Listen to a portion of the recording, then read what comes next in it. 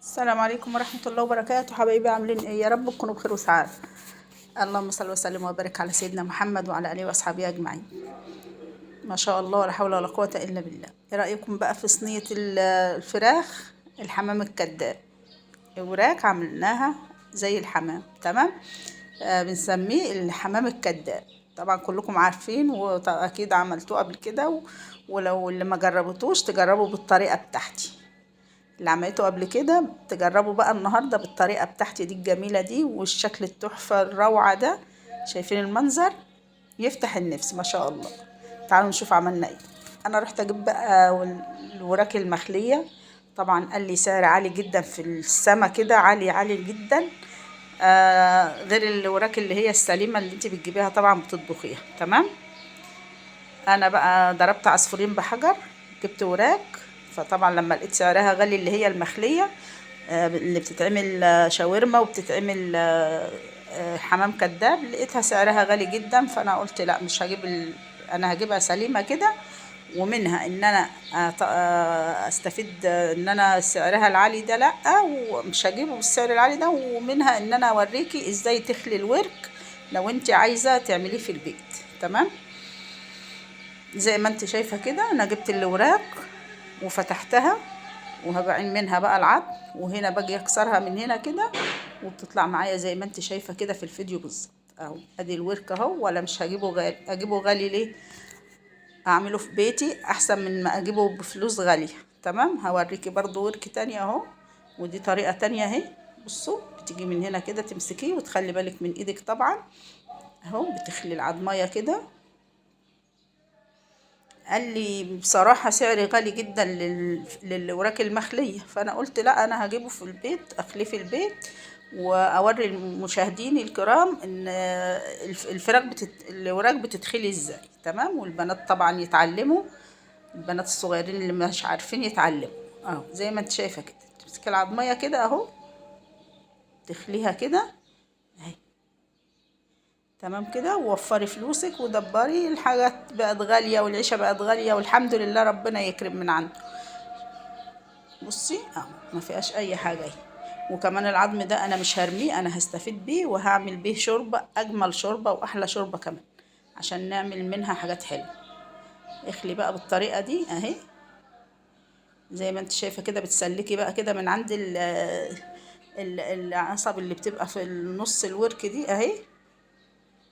زي ما انت شايفة كده القرقوشة دي اهي.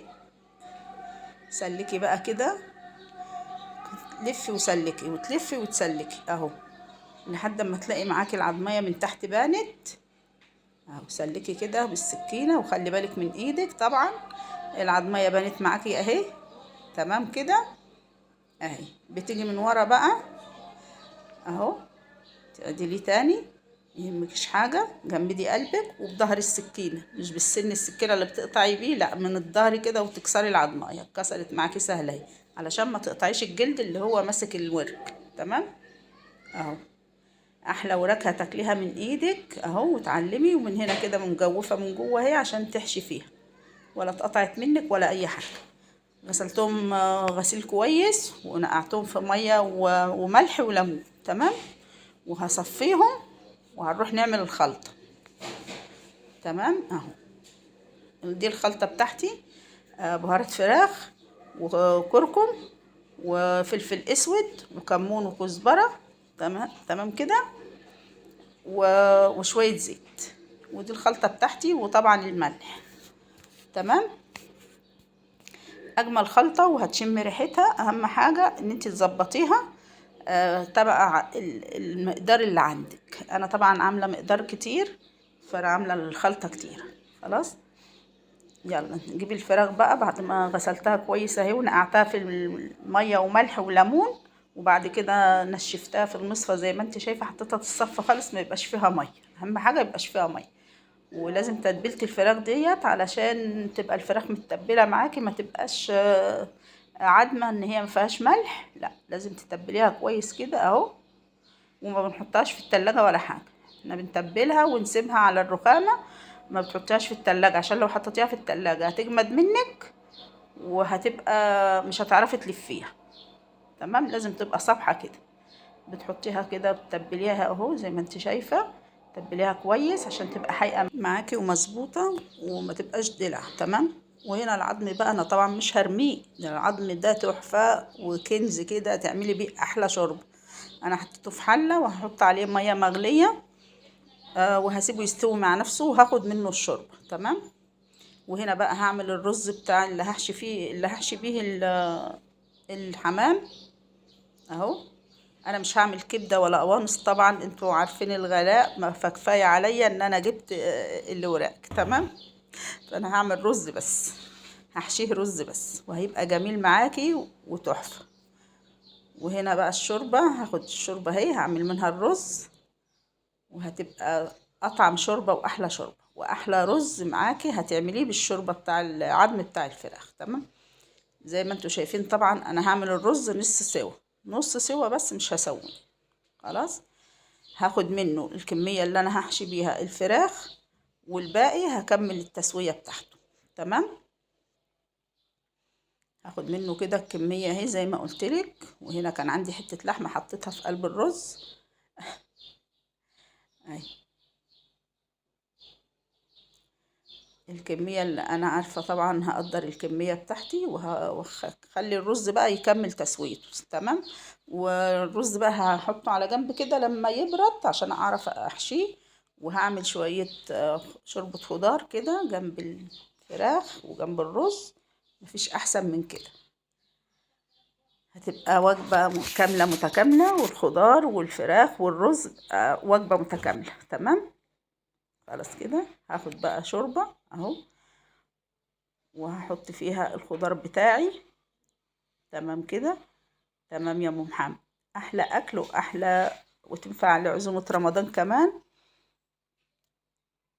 كده بقى الرز برد معايا خلاص، هسيب الشوربة تستوي براحتها وهحشي بقى زي ما انتوا شايفين كده اهو. وهقفله بالخلة بقى اهو، بالخلة كده واقفلي. تمام كده. تمام يا ام محمد. ما شاء الله ولا حول ولا قوة الا بالله. دبري ووفري، مش لازم تحشيه قوانص كبده وقوانص، ايه المشكله يعني؟ ممكن تحشيه خضار مع الرز هيبقى تحفه. بس انا طبعا عملت شوربه خضار، فمش هيبقى خضار في الرز وفي الفراخ وخضار في الشرب. هي كفايه خضار في ناحيه واحده اهو. زي ما انت شايفه ولفيه كده اهو. طبعا انا يعني الحمد لله ما بيعصاش عليا حاجه. خبره سنين بقى يا جماعه، خبره السنين. بتقفليه كويس كده اهو، تلميه على بعضه كده وبالخله بتاع الاسنان، ومن غير ما تلفيه في ورق استرتش ولا اي حاجه. وبتحطيه في الصينيه، بترصيه وتدخليها الفرن، وهيبقى معاكي احلى حمام كداب اهو. زي ما انت شايفه كده ما شاء الله ولا حول ولا قوه الا بالله. هنا انا هكمل في صينيه تانية عشان طبعا الصينيه دي ما كفتش. لان طبعا احنا ما شاء الله الولاد ولاد الولاد، ربنا يخلي لكم اولادكم، ويا رب يدي للي عاوز اولاد ربنا يديله يا رب، وما يحرمش حد من ضناه. اللهم امين. اللهم امين يا رب العالمين. طبعا انا هلم كده مش هخلي حاجة عشان ده بقى مش هينفع انه يتاكل، فلازم الم كله. ما هقدرش في الرز، الرز غالي، وبعدين انا ما بحبش ارمي حاجة كمان. هنلم كله كده مش هنخلي حاجة ولا هنرمي حاجة. وقفليه كده كويس اهو معاكي اهو. حمام ده ولا مش حمام اهو. ما شاء الله لا حول ولا قوة الا بالله. هرص الصينية التانية بقى وهندخلهم الفرن، وبعد كده نشوفهم لما تستوي معانا. هنا كان عندي بسلة في التلاجة في الفريزر اهي، بتاع السنة اللي فاتت يا جماعة اهي. هحطها بقى بعد الخضار طبعا ما استوى او دخل على سوا، هحطها. وهحط بقى البهارات بتاعتي، فلفل اسود ومع شوية قرفة صغيرين، وشوية كمون، يعني معالق صغيرة، معلقة صغيرة قرفة، معلقة صغيرة كمون، معلقة صغيرة فلفل اسود. خلاص. وهنا الرز بتاعي استوى، هحط عليه الحمام الكداب. ليه كداب؟ طيب ما هو حمام اهو يا جماعة، هو بيكذب ليه يعني؟ ما هو حمام حلو اهو، مش كداب ولا حاجة. صدقوني احلى من الحمام كمان، والله والله احلى من الحمام. تحفة وشكله تحفة وطعمه وريحته تجنن. ما شاء الله لا حول ولا قوة الا بالله. والخلطة رهيبة يا جماعة، الخلطة جميلة جميلة جدا. وهنا خلصنا الاكل بتاعنا بقى واستوى وطلع الحمام، وكانت اكله جميله واكله حلوه. اهم حاجه تبسطي اولادك وتبسطي ولاد اولادك ويبقوا مبسوطين كده وهم بياكلوا. الله الله على الجمال. اتفضلوا معانا. ما شاء الله ولا حول ولا قوه الا بالله. شغل فنادق يا جماعه، دي خبره السنين. معايا الخضار بتاعي المشكل اهو، او شوربه الخضار اهي. تمام. اكله، وجبه كامله متكامله للاطفال وللكبار. ما شاء الله لا حول ولا قوة إلا بالله. استودعكم الله، أشوفكم في فيديو جديد، مع ألف سلامة.